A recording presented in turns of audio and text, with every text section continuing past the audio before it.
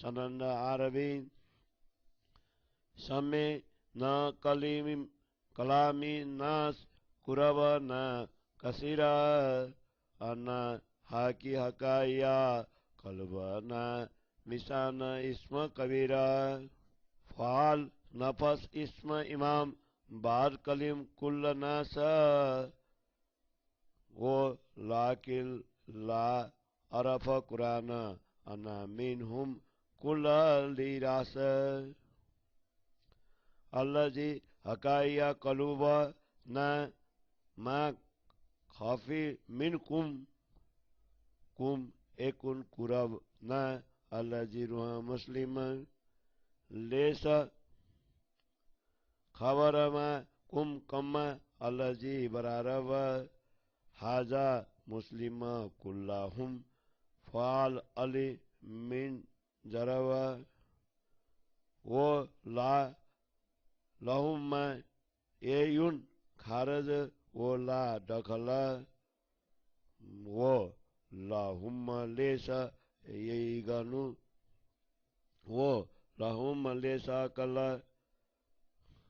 जरब ना वो जहे मिन सेफ फाल ना मुस्लिमीन लाकिन जाहिल एमन वो लाए आजा आयकिन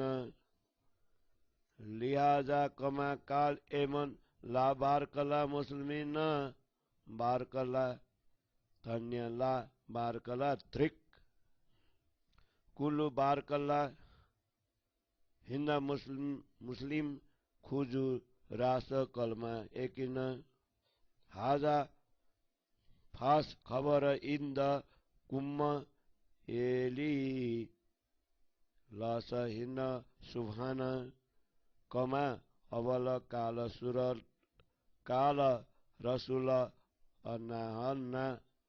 अना हसना हिंद मकान होला लेटनी मौला रद्दो अल्लाजी हकीयतो अहमद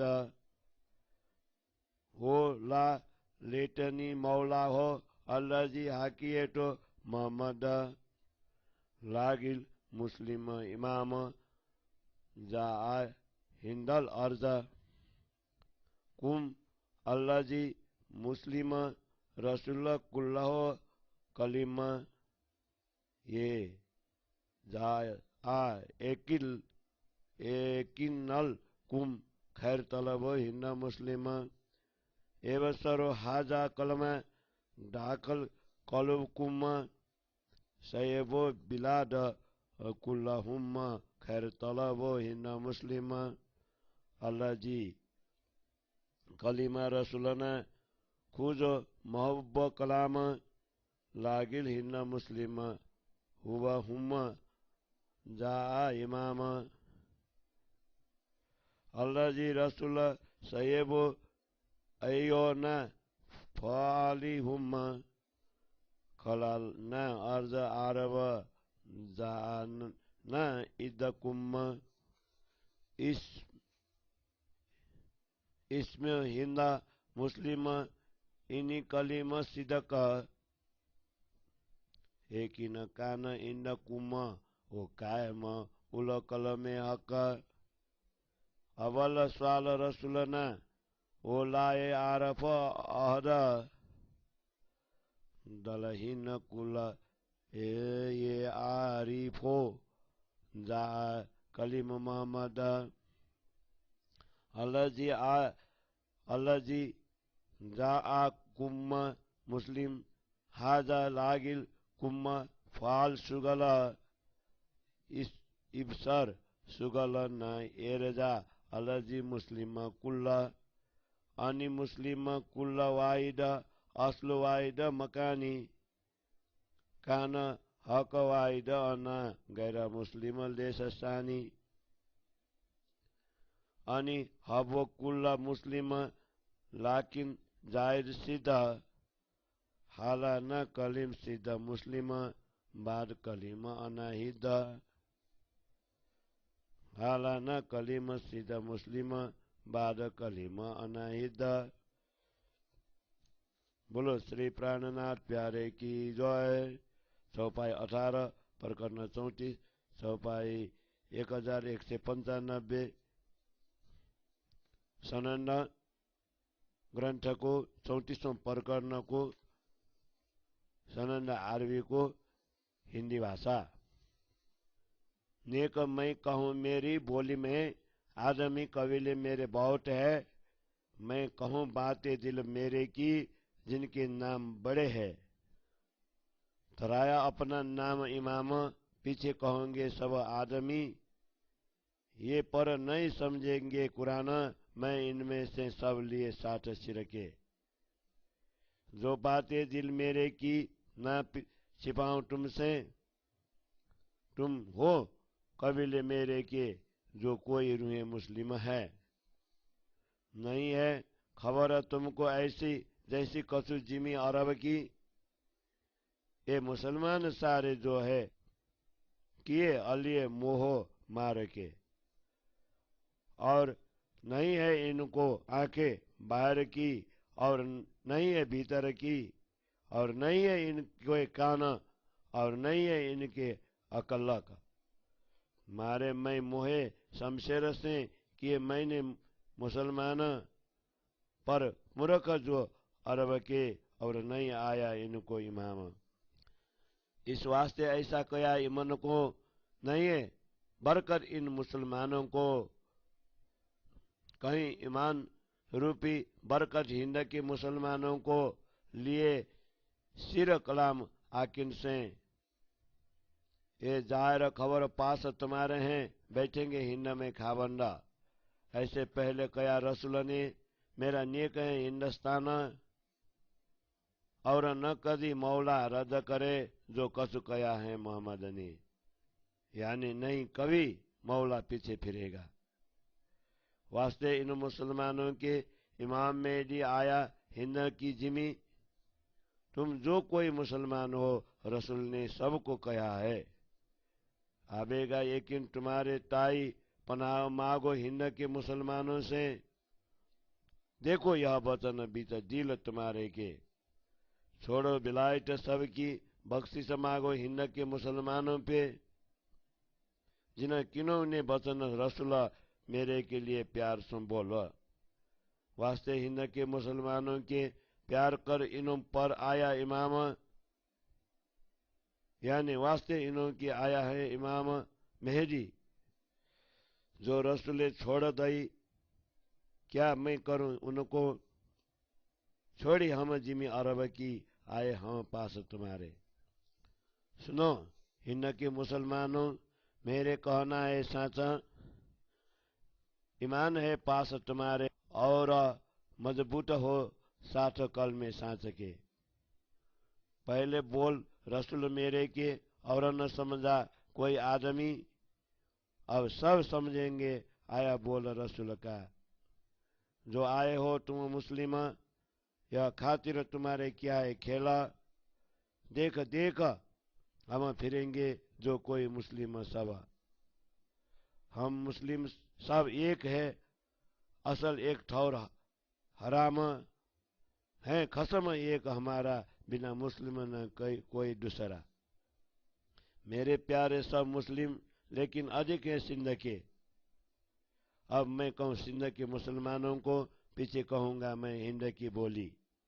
पीछे कहूंगा मैं हिंद की बोली। बोलो श्री प्राणनाथ प्यारे की जय। चौपाई 18 प्रकरण 34 चौपाई 11 से 95 सिंध की भाषा की।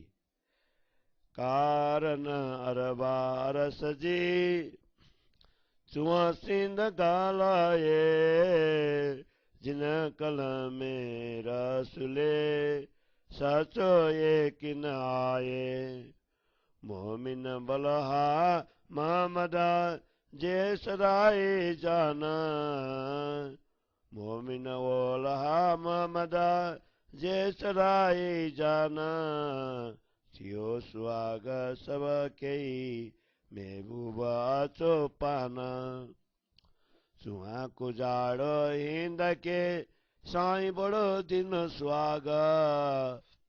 आयो रब आलम जो सबनी उगाड्यो बाग अदियूं रसूल पाई जो कोथे आयो इमाम आलम सबे उलत्यो अर्ज करे सलाम सिंदड़ी थियूं बधायूं मीर पीर फकीरा फूनियूं मेनू सावनी खिली थिया सब खीरा अची बीठो हिन में त्रुठो चौदे तवका बेटियूं सुहाग सिंदड़ी जिन कल में एक नाका ई अरवारा सुलजी ओलही सिंध सुजाना एकिने पनागरी इसक सिंधी खान आऊं जोए इमाम जी सिंधानी सिरदार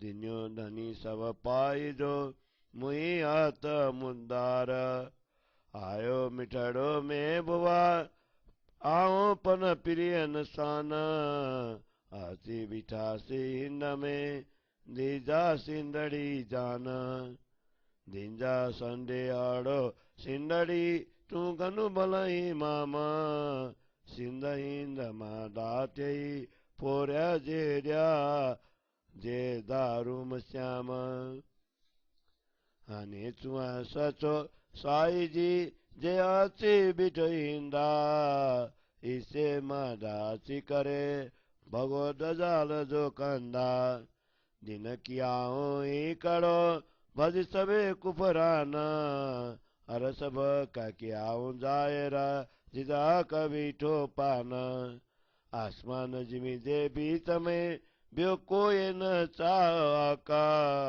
से हंड सवे उड़ी बिया जे से जड़ा कंदी हुई खलका सचो साईं जड़े आईया तड़े बियो पुजाए केरा सुजकाए माउगी थियो जायरा तड़े उड़ी बेई सवे अंधेरा धनी जमाने जो आयो तड़े सुति बेई टाणो बाना तीत मोमिन उती उबाटिया दोजक थे कुफराना हिट के बुजरक आया जे नजिकिया कजा ये बड़ा दीन दूनी में रुए चाय न पात सा शेरे सरे मक्के मुलका आए त्या पुकारा रया इमाम से सतजना ब्या काफर मार किया कुफारा सिंध में अदियों पाई दयूं हे खबर दी जाती न असां गाल सुनी दम न रहे जाऊ दी रूम मोमिन सुख बकार सही नजमी ये की न जीबेरा पोए आलम जड़े उलत्यो टड़े लके पूछे चोए केरा निसवती आसी गाड़ भी पर नहीं सुख फजर कीता सुख बकार सकेर गिनी सके जे नूर जमाल बुठड़ो हिता हे सुख मोमिना में सगी अरस में सवे गिनना पन जे सुख अरस जाई नजमी से ब्यारे नायरवाना हके दीन सुख आलम में त्रा पेर का पान जे से सुख गिंदा रात नींद्र में के बट चुआ सुख ये जिन सुख सोने में गिन जे तिन सुख गिदा रात ये सुख गिन जे जाग गरिंदे ही आए रे मानी दात जे सुख दिना के रात जा तेजी पन ईट लजता अरस जा सुख पन हीन में हित गिंदा कै कोड़ी बता हे सिफत न जीव चई सगे से जाने गीदा जिना सुख किंग चुआई न मुँह फू अजा सुख दीना मैं बका ओतना बरकत ही न रुअन जी सुख गिंदा सबनी मुलका सिफत न थिए न सुख जी हे जा पेराई सबे कलका कागर के सब पदरो खोल्या कजा गंजा सुख दीना सब बका जिनी रात दिए हुआ दुख रंजा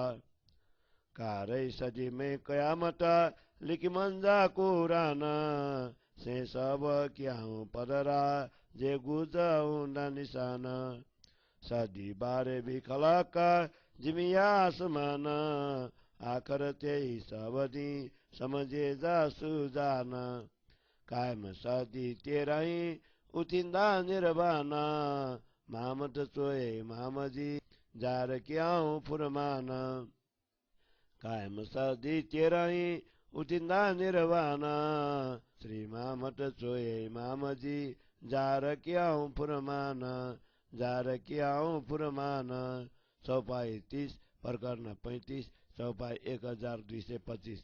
बोलो श्री प्राणनाथ प्यारे की जय। श्री सनंद ग्रंथ को प्रकरण 35 को हिंदी छाया। परम धाम की उन ब्रह्मात्माओं के लिए सिंधी बोली में कहता हूँ जिनको हजरत मोहम्मद की वाणी के प्रति सच्चा विश्वास है। ब्रह्मात्माएं सदा सर्वदा श्यामा जी के अवतार श्री देवचंद्र जी की प्रिय रही है, इसे सत्य समझना। जब प्रियतम परमात्मा स्वयं पधारे तब सभी ब्रह्मात्माओं को अखंड सुख प्राप्त हुआ। भारतवर्ष के लोगों की क्या बात करूं, परमात्मा ने उन्हें अति सुख प्रदान किया है। समस्त जगत के स्वामी सदगुरु के रूप में यहाँ अवतरित हुए हैं, जिससे सबका भाग्य उदय हो गया। ये सखी, रसूल मोहम्मद के कथानुसार परमात्मा स्वयं सदगुरु बनकर हमें बुलाने के लिए पधारे हैं। उनके दर्शन के लिए सारा संसार उमड़ पड़ा। अब सभी आकर उन्हें प्रणाम करते हैं। सिंध प्रदेश की इंद्रावती को अभिनंदन मिला। धर्माचार्य, गुरु, सन्यासी, इस सभी की मनोकामनाएं पूर्ण होने से सभी आनंद से आत्मा विभोर हो गए। परमात्मा सदगुरु के रूप में भारतवर्ष में विराजमान हुए हैं। उनकी कृपा की वर्षा 14 लोकों में हुई। सिंध की सखी इंद्रावती को भी सुहाग का सुख प्राप्त हुआ, जिसको सदगुरु के सत्य वचन तारतम ज्ञान पर पूर्ण विश्वास है। जिस प्रकार अरब के रसूल अल्लाह के प्रिय कहे जाते हैं, उसी प्रकार सिंध की विदुषी सखी इंद्रावती धामधनी के प्रिय आत्मा है। विश्वास पात्र में भी वह अग्रगण्य है और प्रेम का भी भंडार है। मैं सिंध की अग्रगण्य इंद्रावती ब्रह्म स्वरूप सदगुरु की अंगना हूँ। सदगुरु धनी ने अपना संपूर्ण दायित्व मुझे हस्तांतरित किया है। मेरे प्यारे धनी आए हैं, मैं भी अपने प्रियतम धनी के साथ में हूँ। वे भारतवर्ष में आकर बैठे हैं। सिंध की शिरोमणि सखी इंद्रावती समझकर उन्होंने मुझे यह दायित्व सौंपा है। श्री कृष्ण जी ने सुंदरबाई से कहा था, सिंध की सखी इंद्रावती को इस प्रकार संदेश देना कि तुम परमात्मा स्वरूप सदगुरु की बहुत प्यारी हो। सिंध की सखी इंद्रावती और हिंद की सखी तुम सुंदरबाई सभी ब्रह्मात्माओं में अग्रणी होंगी। तत्पश्चात रोम और श्याम के सभी लोग तुम्हारा अनुसरण करेगा। अब मैं सत्य परमात्मा की बात कहता हूँ और भारतवर्ष में आकर बैठे हैं। सर्वप्रथम सदगुरु ने यहाँ आकर सभी का नेतृत्व करते हुए नास्तिकता को दूर भगाया। सदगुरु ने एक ही सत्य धर्म की स्थापना की, जिनसे सभी की भ्रांतियां दूर हो गई। उन्होंने इस संसार में अखंड परम धाम को प्रकट किया, जहाँ स्वयं परब्रह्म परमात्मा विराजमान है। आकाश और धरती के मध्य अब एक ब्रह्म के अतिरिक्त अन्य कोई परमात्मा नहीं कहलाएगा। वे स्थान सब अस्तित्वहीन हो गए हैं, जिन पर नश्वर जीव नमन करते थे। जब सत्य स्वरूप परब्रह्म परमात्मा प्रकट हो गए, तब अन्य किसी की पूजा कैसे हो सकती है। अब तारतम ज्ञान रूपी अखंड सूर्य उदय हो गया तथा संपूर्ण रूप से अज्ञान रूपी अंधकार मिट गया। अंतिम समय के धनी के प्रकट होने पर विश्व में ब्रह्म विषय खींचातान छूट गई। परमात्माएं जागृत होकर उठ खड़ी हुई एवं श्रद्धाहीन लोगों को नरक की अग्नि प्राप्त हुई। इस संसार में कई ज्ञानी पुरुष हुए जो परमात्मा के निकट के कहलाते थे। विश्व में वही धर्म सर्वोच्च कहलाया जिसमें परमात्माएं शिरोमणि कहलाई। औरंगजेब के शासन काल में मक्का से समाचार आया कि हजारों लोग 70,000 व्यक्ति एक साथ नमाज पढ़ रहे थे। उस समय सोने की अशरफियों की वर्षा हुई तो भी लोग प्रलोभन से उसे उठाने लगे। केवल 60 व्यक्ति ही नमाज में दृढ़ रह गया। यहाँ उसी प्रसंग का संकेत कर रहे हैं। सराह को प्राथमिकता देने वालों के सिर झुकाने के स्थान मक्का से पुकार आई कि 60 व्यक्ति ही परमात्मा के प्रति विश्वास रखने वाले रह गए, अन्य सभी को अविश्वास ने घेर लिया। इस प्रकार श्री कृष्ण जी ने सुंदरबाई को कहा था कि तुम सिंध की अपनी बहन इंद्रावती को यह समाचार देना, जो ब्रह्मात्माएं होंगी वे हमारी बात सुनकर एक क्षण भी संसार में नहीं रहेंगी। परम धाम का अखंड सुख इस संसार में प्राप्त करने का यही स्वर्णिम अवसर है। इसके पश्चात जब सारा संसार इस सुख को पाने के लिए उमड़ पड़ेगा तब लाखों लोग परम धाम का ज्ञान तथा सुख प्राप्त करने का माध्यम पूछेंगे, परंतु उत्तर देगा कौन। परम धाम की सभी ब्रह्मात्माएं आ मिली, किंतु प्रभात का यह सुख पुनः कब प्राप्त होगा। परम धाम का अखंड सुख जिसे अक्षरातीत धामधनी ने स्वयं यहाँ बरसाया है, कौन ग्रहण कर सकेगा। सभी ब्रह्मात्माओं को परम धाम में यह अखंड सुख प्राप्त है, परंतु इस संसार में यह सुख परमात्माओं के अतिरिक्त अन्य किसी को भी प्राप्त न हो सका। इस नश्वर संसार में भी धामधनी ने यह सुख हमें 3 बार ब्रज रास और जागरण में प्रदान किया।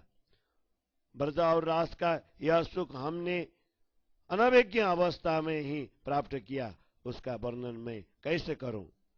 जिस प्रकार ब्रज का सुख स्वप्न में प्राप्त किया, उसी प्रकार रास का सुख भी रात में ही लिया, किंतु अब जागने के ब्रह्मांड में तारतम ज्ञान द्वारा जागृत अवस्था में दिन का सुख प्राप्त हुआ है।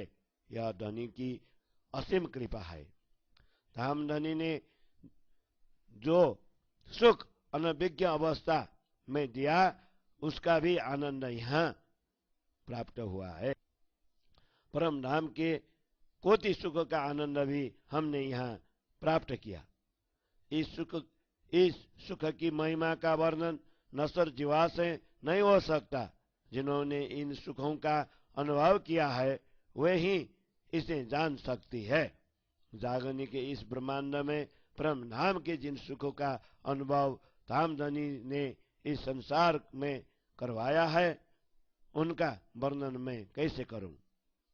इन ब्रह्मात्माओं की शक्ति से संसार के समस्त जीवों को अखंड मुक्ति स्थलों के सुख प्राप्त हुए। इन सुखों की महिमा का वर्णन नहीं हो सकता, जिन्हें सारे विश्व ने प्राप्त किया है। सभी धर्म ग्रंथों में परमात्मा के अवतरण के संबंध में जो कुछ कहा गया है, उन संकेतों का रहस्य भी स्पष्ट कर दिया है। परम धाम का अखंड सुख उन्हें भी दिया गया जो दिन रात दुखों के जंजाल में पड़े हुए थे। 11वीं सदी में आत्मा जागृति होंगी, इस प्रकार कुरान में लिखा है। वे सभी को यह संकेत अब स्पष्ट हो गए हैं। कुरान के अनुसार 12वीं सदी में आकाश और धरती के सभी अन्य जीवों को भी आत्मा जागृति होंगी, अर्थात उनकी अज्ञानता दूर होकर उन्हें अखंड सुख प्राप्त होगा। सुज्ञ व्यक्ति ही इस रहस्य को समझते हैं। इस प्रकार 13वीं सदी में सारा संसार अखंड होगा, सभी जीव मुक्त स्थलों में पहुंचेंगे।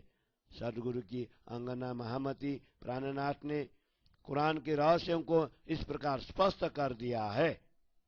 इस प्रकार 13वीं सदी में सारा संसार अखंड होगा, सभी जीव मुक्ति स्थलों में। सदगुरु की अंगना श्री महामती प्राणनाथ ने कुरान के रहस्य क्यों इस प्रकार स्पष्ट कर दिया है। चौपाई 30 प्रकरण 35 चौपाई 1225। बोलो श्री प्राणनाथ प्यारे की जय। सनंद ईसा इमाम की कजा की। इता ईसा मसीह आए के पहले किया सरजामा, काटे आओ दजाल के पीछे आए रसूल इमाम। अब शब्दातीत की सौद में स्वभाव न जाए, जो कछु कहूँ सो शब्द में बोलूं कौन जुबाए। खूबी तखत न के सको इन जुआ के जोरा, जानू रात कुफर की मिट गई हुआ दिन जायर भोरा। हिसाब नहीं हो जा सको आगे ले खड़ा लुदनी नूरा, जाए न बरने न जुआ खड़ी अरसार बाजुरा। आगे खड़ा असरा फिला और जबराइला हुकुम, जो सवार न परा उतन बका खसम। जो बैठे तख्त इमाम सिरा छात्र कई तमरा, रसूल अली आए मिले हुई बधाइयां घर घरा। गुजरती मोमिना रस के ताकि जार हुई खबरा, सो बैठे गेर इमाम को हुई बधाइयां घर घरा। कई औलिया कई अम्बिये कई फिरस्ते पैगंबरा, सो सब आगे आए खड़े हुई बधाइयां घर घरा। आइया किताबें जिन परा बुजुर्ग जो में तारा, मुसलमान आए संगा हुए बधाइयां घर घरा। मुसलमान कई बेस सो पीर मर्द फकरा, पीछा कोई न रह वही हुई बधाइयां घर घरा। जुदी जुदी जाते जान में स्वभावत मिलकारा, हो तो दियारा सबन को हुई बधाइयां घर घरा।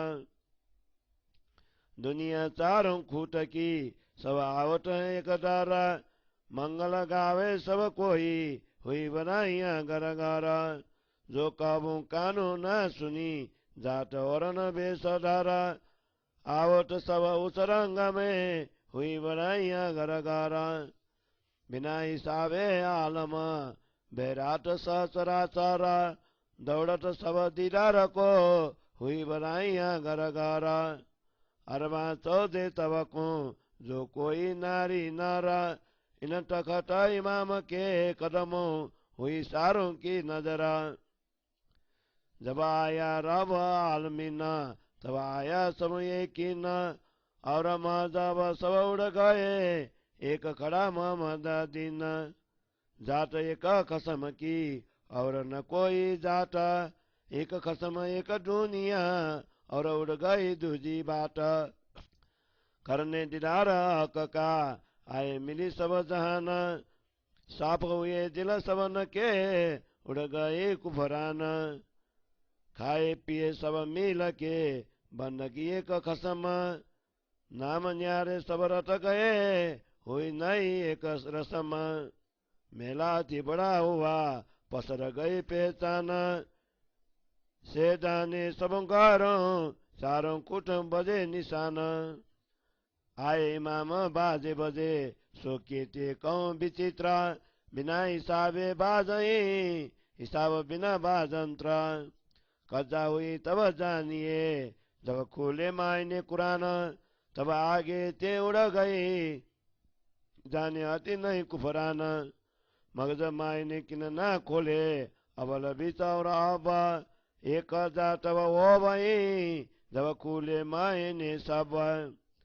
कछु कर के रसुले मायने सबते गुजा सो इमाम मुख खोलाए के करत काजी की सुजा गुज का गुजा और जो सुनिया सो लिख्या न रसुले कुरान जाने काजी जुआ के लाए के कर दूं काजी की पहचान यही वास्ते गुजर क्या ये बात दिल में आना कसनी सेती पर किए काजी कसौती कुरान मोमिन सो असल का मोहम्मद सदा स्नेह सो आकरलो फुरमान ले खड़ा है ये हाँ मोहम्मद बिना मेजिए की कर दे कौन पहचान इन बिन मायने तो लिखे जो निसवत अवल की जान एक कलाम अल्लाह के अपनी डेट खबर काजी ईसा में दी मोहम्मद ये जुदे हुए क्यों कर के नी अकट इमाम की कसम कथाई हम इन कुरान के मायने ना हो बे बिना कसम कलाम अल्लाह के मायने कबू न खोले किन हे कलाम यूं के वही ना खुले में दी बिना सो कसमें खोला है मुझ पे यूं कर किया हुकुम कहे तू आगे रुए फिरस्ते जिन प्यारे हक कदम हरफ हरफ के मायने ताते गुजा मटाने का खोल तू आगे अरस रुए जो प्यारी मुझे विषय का अब तुम सुनियो मोमिनो सुनते वही हो श्रवण पीछे विचार हुए विचारियो तब मगज पाइए बचन सनंदे सनंदे साकिया तिन साकी साकी पाओ तिन पाओ पाओ के अरब का तुम लीजो दिल दे भाव नुराक की अंग का हो बे एक थौरा इतने दूजे पसरे पर न हो बे कहूँ औरा ईसा मोहम्मद मेजिया की जो लो न पहचान तुम टोलो तुम में कजाएगा क्यों कर चल से हुकुम सुरनाई प्रस्तन की न पहचान रोहन न पहचान मुतकी की न पहचान मोहम्मद सुरना उतरते पुलसरात न सुदसरा तरीकत न पहचान हकीकत न पहचान हक मार्फत पहचान अपना ना सुध की ना पहचान मलकूत ना सुधबा का जरूरत की ना सुधा रस लाहुता हे पहचान काऊ ना परी क्या बेचू न बेच गुण ना पहचान लाम कान की ना बेस बीबे निमुन्न ना पहचान वाए की जामे तो दे तबक जुलता जिनसे आए काफर ना सुध तिन जुलमता ना सुध खासी गिरोह की जो कावत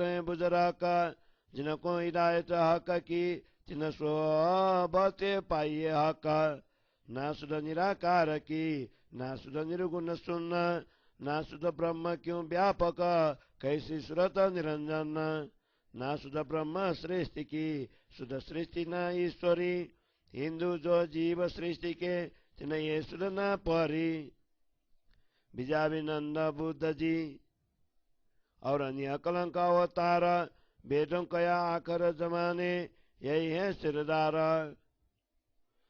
इनमें लिखी आखिर सुध न परे काऊ जानना पढ़ पढ़ गए के वेद को पर उन पाया न कया मत दिन करनी कजा चौदे तबक देना सबो यकीन कुरान माजा नबी नबुवता हुए साबित हुए एक दिन कहा अरस कहाँ हक बका कहाँ है नूर मकान क्यों पावे मोहम्मद तीन सूरत जोलो न ये पहचान पहले मायने हक कलमे के सुधा का इमाम रसुला और कजा सब वो ऐसी पर बड़ी कजा ये मूला आशिक मासुक दो लिखे दो एक के लाए दो कहे कुफर होत है अब काजी क्या फरमाए एक भी कहे न बने दो भी कहे न जाए ना बेले ना जुदे कहे अब फरमान क्या फरमाए सिरदार न हो बे एकला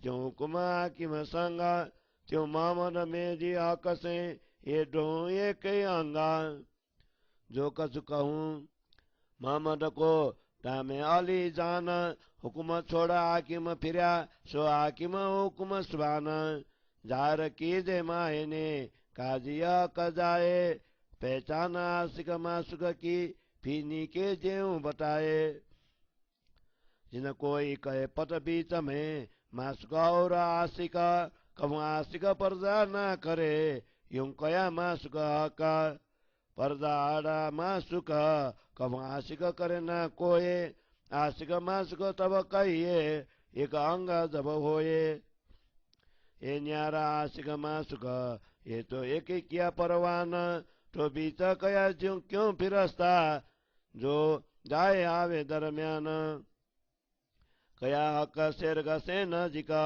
सवाईवान या खलक तो रसूल जुदा की क्यों हुई जो बीत भेजा जब राइला का जोलो ये सकना मिटे टोलो होए न पहचान हक ये भी कीजे जाहिर सब मोमिन करो बेशक एक सूरत दो बीच में ये जो फिरे दरम्यान जिनको कहे फिरस्ता नूर जो संग का जान रसूल आया हुकुमे तब नाम दराया गए न हुकुम बजाए पीछा फिरा तब सोइए न काये न सब सके दूर कीजिए साफ कीजिए समझ आए मासुक क्यों मोहम्मद कया क्यों है आशिक अल्लाह तो कया मासुक मोहम्मद आशिक अपना नाम बांध्या आप हुकुम का केवट यूं कलाम बोली पैगंबर फिरस्ते आए मिले सब संग जो गुण इंद्रिय जुदे जुदे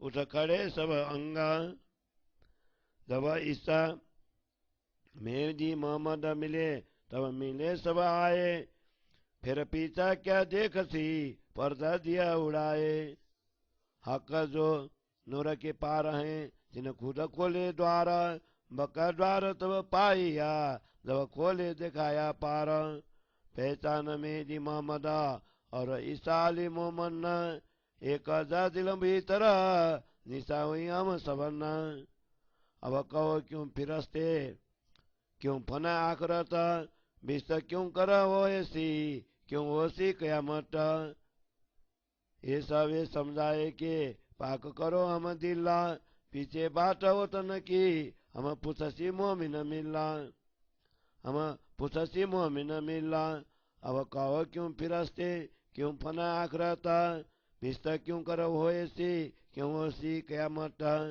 ये सब समझाए के पाक करो हम दिल्ला पीछे बात हो तन की हम पुछसी मोमिन मिला हम पुछसी मोमिन मिला चौपाई 70 प्रकरण 36 चौपाई 1295 श्री सनंद ग्रंथ को 36वां प्रकरण को हिंदी छाया। सर्वप्रथम धनी श्री देवचंद्र जी ने पदार्पण कर सत्य धर्म को सुनियोजित रूप से प्रतिष्ठित किया। उसके पश्चात स्वामी श्री प्राणनाथ जी ने अवतरित होकर माया रूपी दज्जाल के सारे आयुध काट दिए। अब मैं शब्दातीत पर ब्रह्म की शोभा का वर्णन करता हूँ जो शब्दों के द्वारा संभव नहीं है। अतः जो कुछ भी कहूँ संसार के शब्दों में ही कहना है, अन्यथा कौन सी भाषा में व्यक्त करूँ। पर ब्रह्म के सिंहासन की शोभा की विशेषता का वर्णन इस जीवा के बल से कह नहीं सकता। नास्तिकता रूपी अज्ञान की रजनी का मानो अवसान हुआ तथा तिनके प्रभात का उदय हुआ। सदगुरु स्वयं ब्रह्म ज्ञान तारतम ज्ञान का तेज लेकर खड़े हो गए, जिसके आलोक का लेखा संभव नहीं है। इसी प्रकार परमात्मा के समीपस्थ परमात्माओं का वर्णन करना भी इस नश्वर जीवा से असंभव है। सम्मुखी अक्षर की बुद्धि तथा उनका आवेश खड़े हैं। अखंड परम धाम को अधिपति पर ब्रह्म परमात्मा का आवेश सभी ब्रह्मात्माओं में समाया हुआ है। इस प्रकार अंतिम समय में न्याय देने के लिए परमात्मा के रूप में अवतरित सदगुरु मेरे हृदय रूपी सिंहासन पर आसीन हुए हैं। उनके सिर पर छत्र है तथा उनको चंवर भी डुलाया जा रहा है। सदगुरु के साथ परमात्मा के संदेशवाहक रसूल मोहम्मद एवं अली भी आकर मिल गए, जिसमें घर घर में बधाइयां होने लगी। सदगुरु के साथ परमात्मा के संदेशवाहक रसूल मोहम्मद एवं अली भी अपने वचनों के अनुसार आकर मिल गए, जिससे घर घर में बधाइयां होने लगी। परम धाम की ब्रह्मात्माएं अभी तक छिपी हुई थी, उनके अवतरण का समाचार सर्वत्र प्रकाशित हुआ। अब वे सदगुरु के रूप में पधारे परमात्मा को घेर कर बैठ गई, अतः घर घर में बधाइयां होने लगी। अनेक ऋषि, महर्षिगण, पैगंबरगण, देवता, अवतार इत्यादि सभी लोग न्यायाधीश बनकर सदगुरु के रूप में पधारे हुए परमात्मा के सम्मुख खड़े हो गए, इसलिए घर घर में बधाइयां होने लगी। जिन पैगंबर पर आध्यात्मिक पुस्तकें उतरी तथा जो श्रेष्ठ एवं शिरोमणि कहलाए, वे भी सब अपने अनुयायी मुसलमानों के साथ सदगुरु के रूप में पधारे परमात्मा के साथ आकर समाहित हो गए, इसलिए घरों में बधाइयां होने लगी।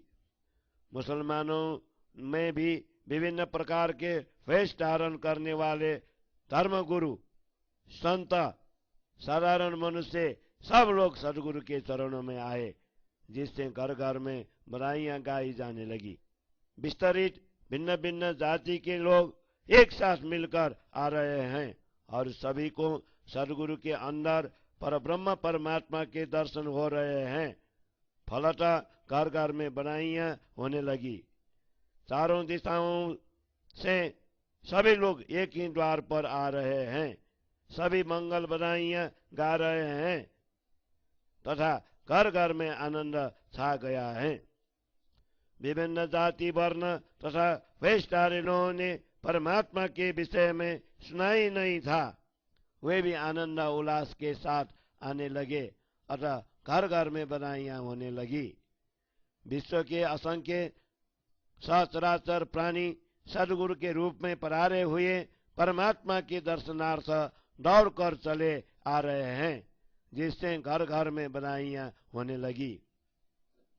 14 लोक के सभी जीव जिन्होंने नर या नारी का शरीर धारण किया है, उन सब की दृष्टि न्याय के सिंहासन पर विराजमान परमात्मा के चरणों पर टिकी है।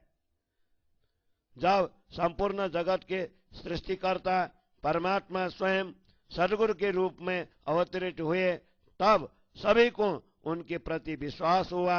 अब अन्य सभी संप्रदाय अस्तित्वहीन हो गए और परमात्मा द्वारा प्रशंसित सत्य धर्म ही इस मायावी प्रवाह में टिका रहा और परमात्मा द्वारा प्रशंसित सत्य धर्म श्री कृष्ण प्रणामी धर्म निजानंद संप्रदाय ही इस मायावी प्रवाह में टिका रहा।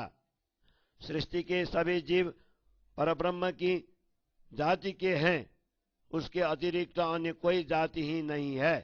अब तो एक धनी तथा एक संसार ही रह गया है, से सभी बातें मिट गई है। इस भूतल में अवतरित परब्रह्म परमात्मा के दर्शन के लिए जगत के सभी लोग एकत्रित हैं। तारतम्य ज्ञान के द्वारा सभी के हृदय निर्मल हो जाने से सबके हृदय का अज्ञान रूप अंधकार मिट गया। सभी सूत्रबद्ध होकर खा पी रहे हैं तथा अद्वैत भाव से एक ही परमात्मा की अर्चना कर रहे हैं। सभी के भिन्न भिन्न इष्टों की विविधता मिट जाने से एक नई रीति तथा व्यवस्था का सूत्रपात हुआ। आत्मा जागृति के इस महान मिलन में परमात्मा की पहचान सर्वत्र फैल गई तथा सभी घरों में आनंदोल्लास होने लगा एवं चारों दिशाओं में वाद्य यंत्र बजने लगे। आत्मा जागृति के समय में अंतिम धर्मगुरु के रूप में परमात्मा के प्रकट होने पर सर्वत्र विचित्र वाद्य यंत्र बजने लगे। उनका वर्णन में कहाँ तक करूं? वाद्य यंत्र भी असंख्य है और बजाने ढंग भी अतुलनीय है। रसूल मोहम्मद ने पहले ही कहा था, जब कुरान के गुप्त रहस्य स्पष्ट हो जाएंगे तब समझना कि अब सभी को न्याय प्राप्त होगा।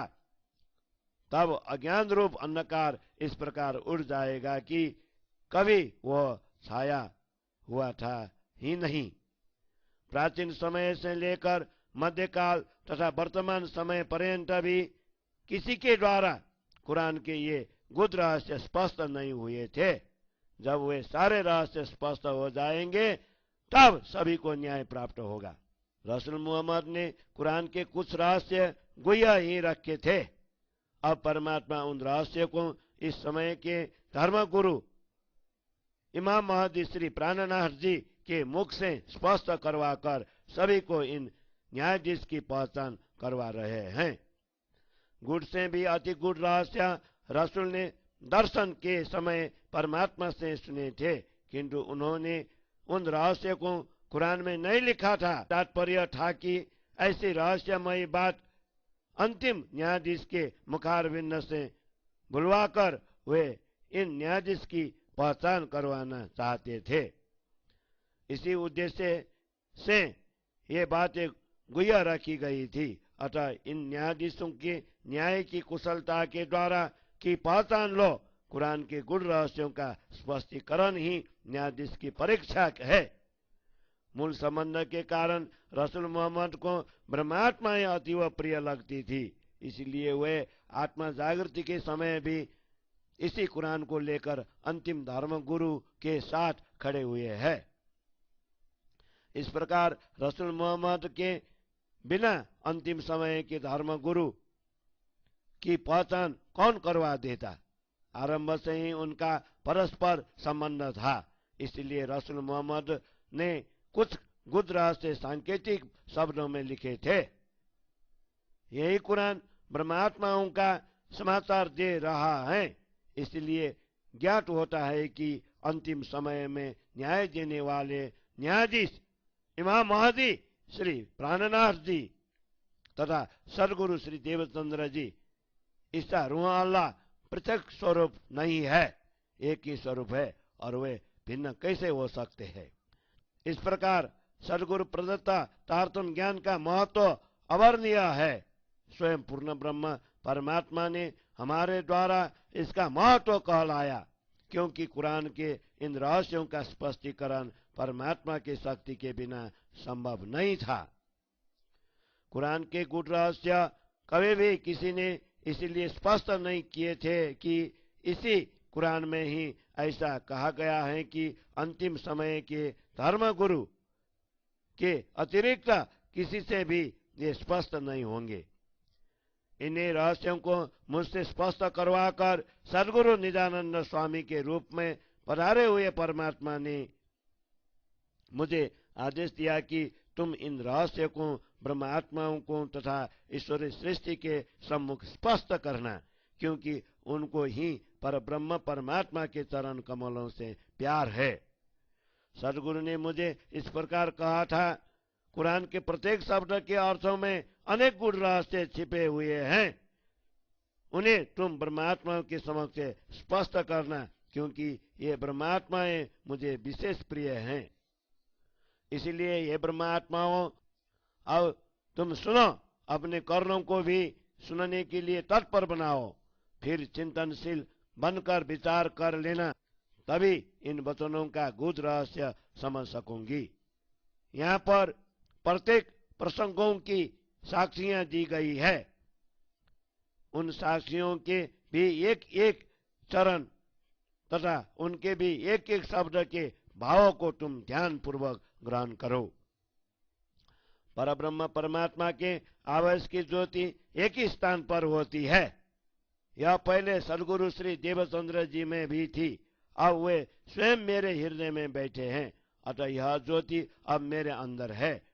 अब यह मुझसे ही चारों ओर फैल जाएंगी। मेरे अतिरिक्त अन्य किसी से भी यह कार्य संभव नहीं है। जब तक तुम्हें सदगुरु श्री देवचंद्र जी महाराज, रसूल मोहम्मद तथा इमाम महदी श्री प्राणनाथ जी की पहचान नहीं होंगी, तब तक तुम पर न्याय करने के आदेश कैसे क्रियान्वित होंगे। संसार के जीवों को तो देवताओं तथा अन्य जीवों को ही पहचान नहीं है, फिर उन्हें ईश्वर सृष्टि तथा ब्रह्म सृष्टि की पहचान तो हो ही नहीं सकती। इन जीवों को तलवार के धार के समान धर्म मार्ग को पार करने की समझ नहीं है, अतः वे कर्म कांड तथा उपासना को भी समझ नहीं पाते। इसलिए उनमें यथार्थ ज्ञान न होने से उनको परमात्मा की पूर्ण पहचान भी नहीं हो सकती। ऐसे जीवों को स्वयं की एवं नश्वर संसार की ही शुद्धि नहीं होती है। उन्हें वैकुंठ धाम तथा अक्षरधाम एवं परम धाम का ज्ञान भी नहीं होता। इनमें से किसी को भी अनुपम, निर्गुण, शून्य तथा निराकार एवं अद्वितीय किसी की भी पहचान नहीं है। इनको शून्य मंडल की पहचान नहीं है, जहां पर यह 14 लोक वाला ब्रह्मांड लटका हुआ है। साथ ही उन्हें मोहतत्व को भी शुद्धि नहीं है, जहां से ये स्वप्न के जीव इस खेल में आते हैं।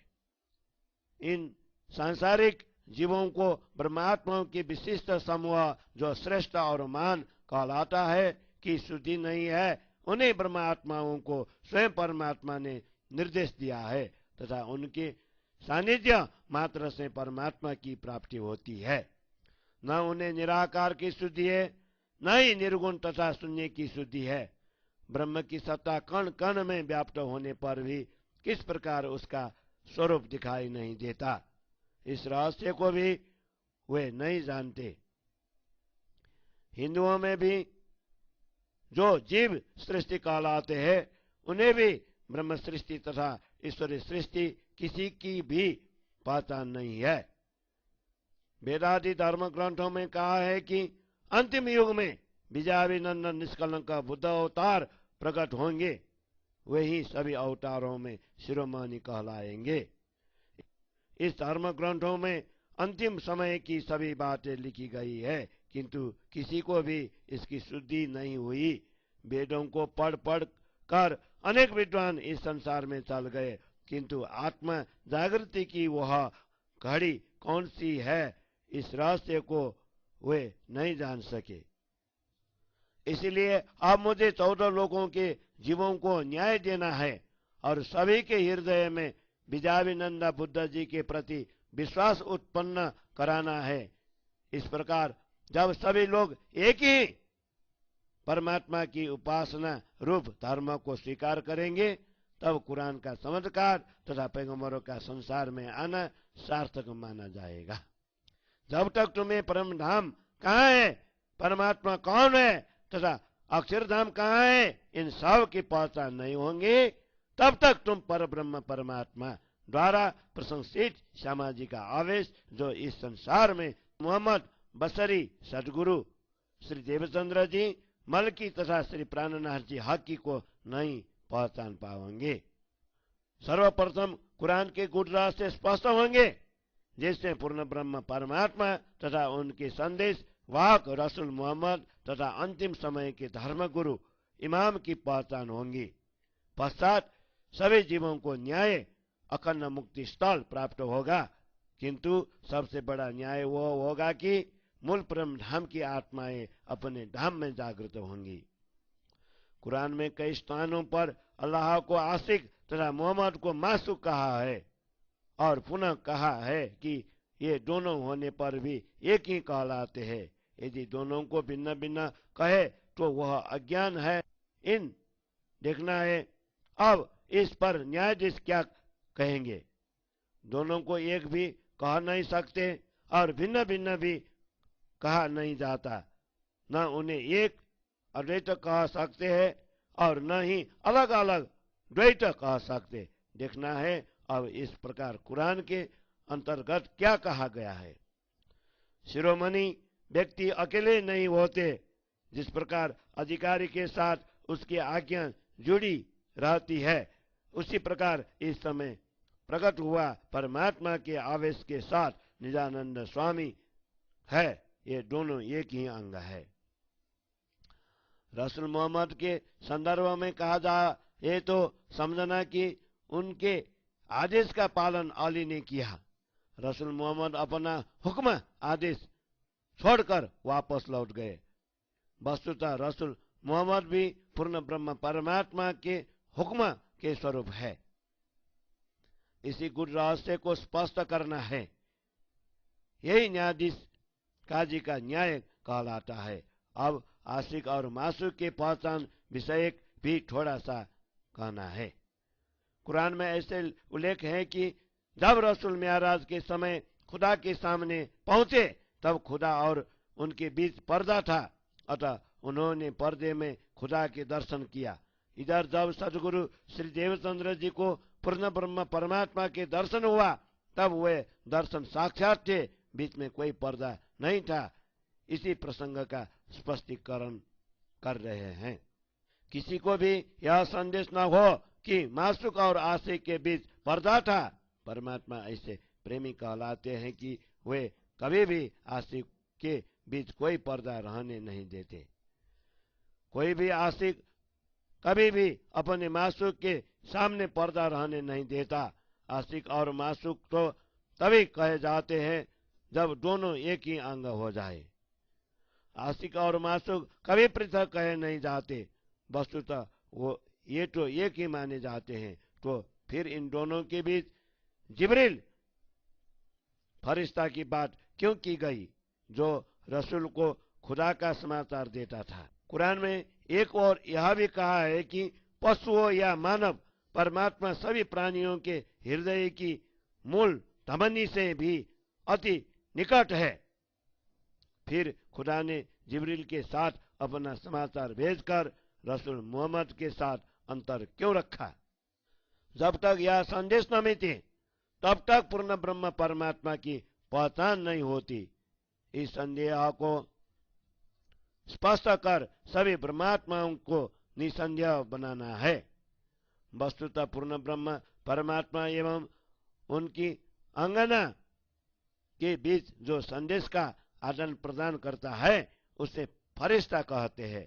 वह अक्षर ब्रह्म का जोश स्वरूप होता है। जब परमात्मा की आज्ञा से रसूल मायावी तन धारण कर इस संसार में आए तब दायित्व का वहन करते हुए माया का संपर्क होने के कारण एंड से गेन कहलाए। परमात्मा संध्या देकर जब वे वापस लौटे तब वे पुनः एन कहलाए। अब सभी संदेहों को दूर करते हुए अपनी चित्तवृत्ति को समझाकर हृदय को निर्मल बनाओ। यह भी विचारणीय है कि स्वयं परमात्मा ने रसूल मोहम्मद को अपना मासूक कहा और वे स्वयं आशिक हो गए। पुनः रसूल मोहम्मद ने तो परमात्मा को मासूक कहा और वे स्वयं उनके आशिक कहलाए। वे स्वयं परमात्मा के आदेश से बंधे हुए हैं, इसलिए यह बात कर रहे हैं। महात्मा जन अवतारी पुरुष फरिश्ता के रूप में आने वाला परमात्मा का जोश सभी एक साथ आकर अंतिम समय के धर्म गुरु में एकाकार हो गए। जैसे शरीर में गुण अंग इंद्रियां अलग अलग होती है किंतु कार्य करने के लिए सब एक साथ खड़ी हो जाती है, इसी भांति ये सारी श्यामाजी की शक्तियां भी श्री प्राणनाथ जी में एक रूप हो गई। जब सदगुरु श्री देवचंद्र जी, श्री प्राणनाथ जी और रसूल मोहम्मद की एक ही स्वरूप में समाहित हो गए तब पीछे देखने की बात ही कहाँ रही। आशिक और मासूक के बीच का पर्दा ही उड़ गया। अक्षर से परे अक्षरातीत परमात्मा ने यहाँ पर अवतीर्ण होकर स्वयं परम धाम के द्वार खोले हैं। जब उन्होंने ही पार के द्वार खोलकर दिखाए तभी अखंड परम धाम का अनुभव हो सका। जब इमाम महदी, रसूल मोहम्मद, ईसा, रूह अल्लाह एवं रसूल के आज्ञा पालक अली तथा ब्रह्मात्माओं की पहचान हुई तब हम सभी ब्रह्मात्माओं को सभी की पहचान हो गई। इस प्रकार इस न्याय से सभी हृदय से संतुष्ट हो गए। अब ये फरिश्ते कौन है? अंत में ब्रह्मांड का प्रलय क्यों होता है? सभी जीवों को अखंड मोक्ष स्थल क्यों प्राप्त होंगे तथा ब्रह्मात्माएं कैसे जागृत होंगी? इस प्रकार सभी परमात्माएं अपने न्यायाधीश को पूछती है कि इन सब बातों को समझाकर हमारे हृदय को पवित्र करो। पश्चात हम सब परमात्माएं मिलकर परम धाम की बातें पूछेंगी। पश्चात हम सब परमात्माएं मिलकर परम धाम की बातें पूछेंगी। अब ये फरिश्ते कौन है? अंत में ब्रह्मांड का प्रलय क्यों होता है? सभी जीवों को अखंड मुक्ति स्थल क्यों प्राप्त होंगे तथा ब्रह्मात्माएं कैसे जागृत होंगी? इस प्रकार सभी ब्रह्मात्माएं अपने न्यायाधीश को पूछती है कि इन सब बातों को समझाकर हमारे हृदय को पवित्र करो। पश्चात हम सब ब्रह्मात्माएं मिलकर परम धाम की बातें पूछेंगी। पश्चात हम सब परमात्माएं मिलकर परम धाम की बातें पूछेंगी। चौपाई 70 प्रकरण 36 चौपाई 1295। बोलो श्री प्राणनाथ प्यारे की जय।